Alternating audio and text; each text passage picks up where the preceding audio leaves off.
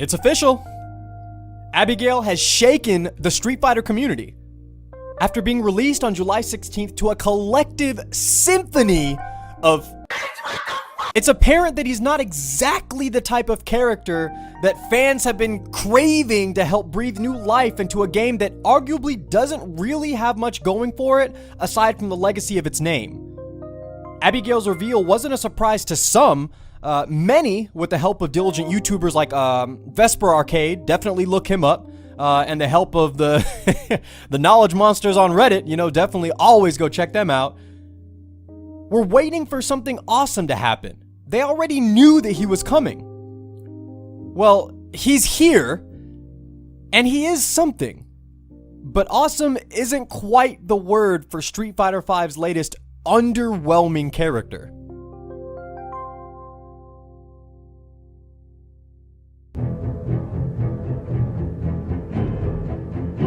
Abigail, first appearing as a boss character in 1989's Final Fight, a Capcom-developed side-scrolling beat-em-up, was a man cursed with a girl's name. Growing up relentlessly teased because of his name, the only thing that saved him from an early life of violence as a child was the tutelage of his parents, who made a point in teaching their mountain of a son that violence wasn't an acceptable way to take care of his problems.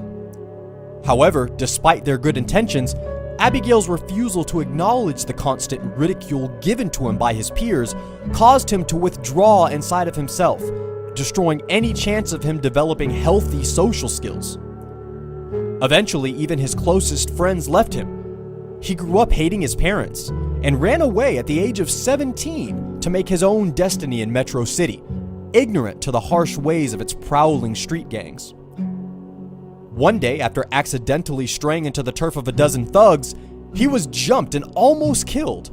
The only thing that saved him was the rage that he'd built up over years of isolation and humiliation. And in an uncontrollable rage, he roared upwards and exploded on his attackers, nearly killing them all and causing the survivors to spread word of his legendary attack, of course catching the ears of the Mad Gear Gang, the most ruthless of all of the gangsters in the city. Shortly afterwards, he became an enforcer for the gang, starting a new and powerful life of crime.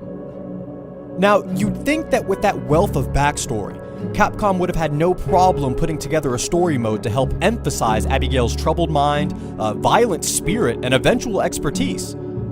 Abigail didn't stay with the Mad Gear Gang forever, even though in this game, it looks like he's currently still involved with the Mad Gear Gang.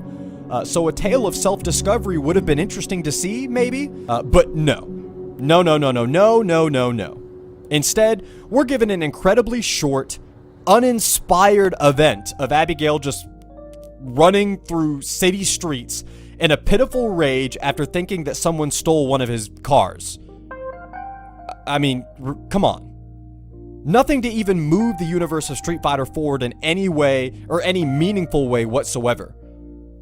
Now, we know that Abigail isn't the sharpest tool in the shed, given his backstory, but his story mode in Street Fighter V just feels like a waste of opportunity.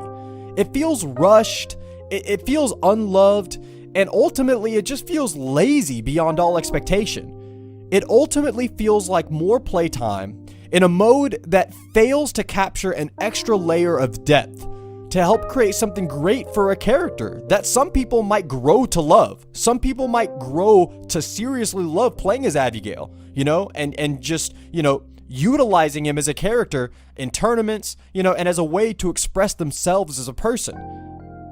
Sadly, there just wasn't enough effort here, And that's a trend that we'll continue to see as we explore Abigail's physical appeal.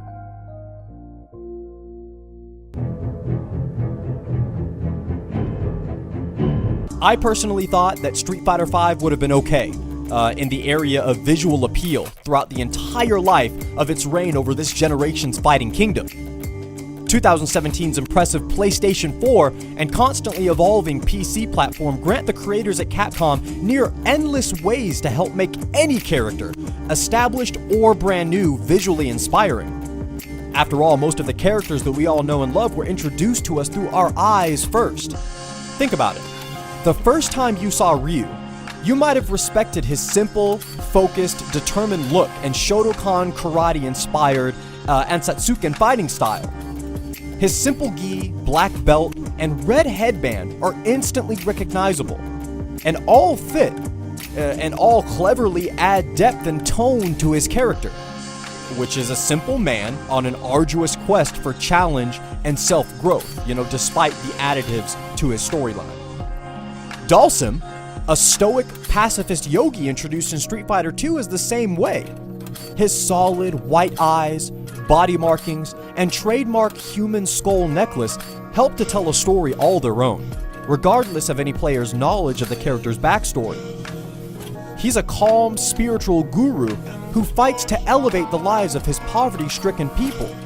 The skull necklace in particular is made up of the remains of children who died from a plague in his homeland. Even Dalsim's fighting style, a traditional but innovative keep-away method of controlling one's opponent from large distances, hints at his beliefs. A serene man who prefers meditation over the rigors and wild emotions of combat. Even colors help in emphasizing a character's look. Giving Blanca, another character from Street Fighter II, a green skin tone and orange patterned bushes of hair was a way to help build on his primal upbringing in the jungles of South America and uncontrollable feral nature. And of course it helps that it just, looks so striking when paired with blasts of yellow electricity as they zip and zoom from his body, It just looks magnificent.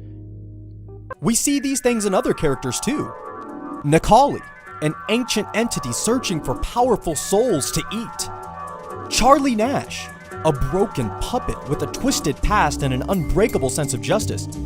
And Vega, a narcissistic assassin with a twisted passion for bloodshed and beauty, all share these same visual traits that help to make them memorable, and in some instances, iconic in the fighting game world.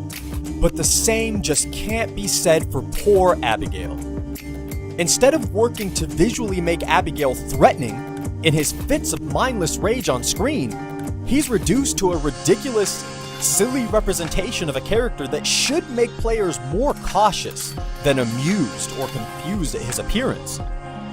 The choice to throw God knows how many tires on him just seems too easy to matter much. And I'm sorry, Capcom, simply scribbling the words Mad Gear on your character doesn't make him any more interesting or impressive. It just looks lazy and rushed. And maybe that was the point. Who's to say that Abigail himself, in his questionable stupidity, didn't clumsily jot down those words on those bicep rings himself? The only thing that I can say that Capcom got absolutely right when it came to their newest character was his monumental size. Abigail is recorded at a whopping 8 fucking feet, or 244 centimeters, and it clearly shows. When he walks or runs on screen, the top of his head strokes the life bars above him, and he makes Zangief look like a CrossFitter as he looms over him with humongous tires wrapped tightly around his biceps. Now, I can acknowledge that there are positives with Abigail. They're easy to ignore if someone is just intensely focused on completely bashing the character, but his grin is just etched with malice. His body is somewhat proportional, and when he backdashes, he playfully gives his opponent the old Fonzarelli point and smile. How come? 'Cause I'm the Fonz, huh? Hey.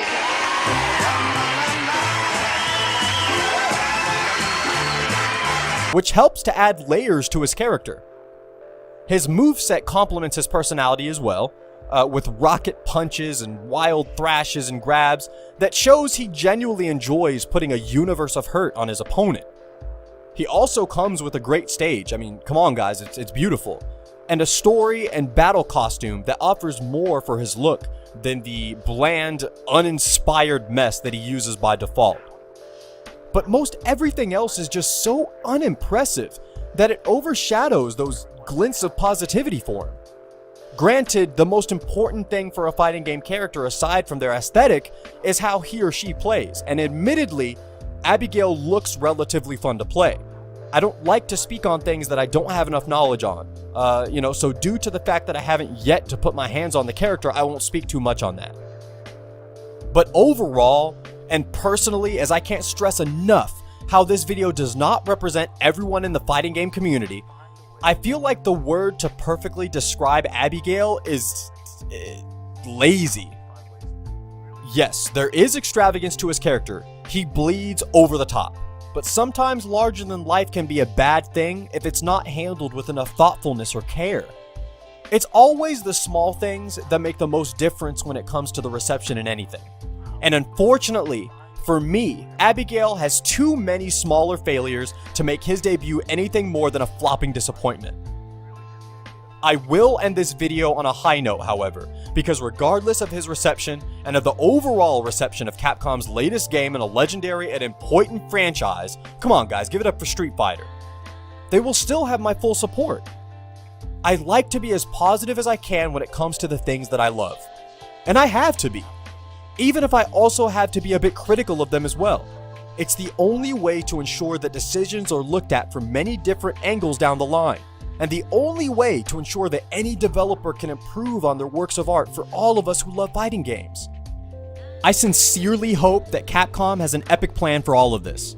And since we already have a pretty clear idea who the remaining characters are in Season 2, for those of you who might not know, Zeku, Guy's master, and Menat, Rose's apprentice, I'm hoping for better things on the horizon when it comes to Street Fighter V. I'm hoping with all of my heart, because I love Street Fighter more than anything, and I hope that every one of you do too.